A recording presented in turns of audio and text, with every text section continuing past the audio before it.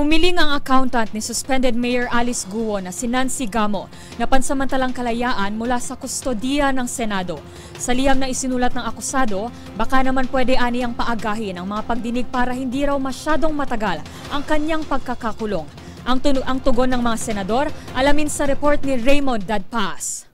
Umapila sa liderato ng Senado ang accountant ni Mayor Alice Guo na nakakulong na ngayon sa Senado na palayain muna siya habang wala pang hearing.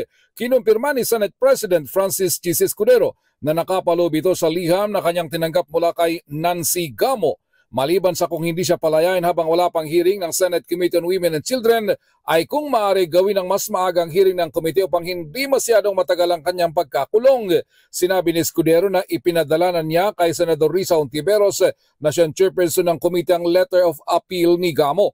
Siya pa lang ang naresto sa 8 inisyuhan ng warrant of arrest ng Senado dahil sa hindi pagsipot sa mga hearing. July 29 pa ang susunod na hearing ng Committee ng Senate Committee on Women and Children na nag-iimbestiga sa ni-raid na Pogo Hub sa Bamban, Tarlac at Porac, Pampanga.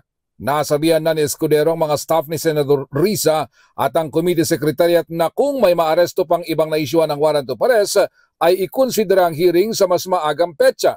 Kasama sa pinaghanap pa sa ngayon sina Mayor Alice Guo, ang mga magulang na sina Jiang Zonggu at Wen Yilin, mga kapatid na sina Shimen, Wesley at Sheila Guo, at ang dating Executive Director ng Technology and Livelihood Resource Center o TLRC na si Dennis Cunanan. Para sa MBC TV Network News, ito si Raymond Dadpas ng DZRH, una sa Pilipinas, una sa Pilipino.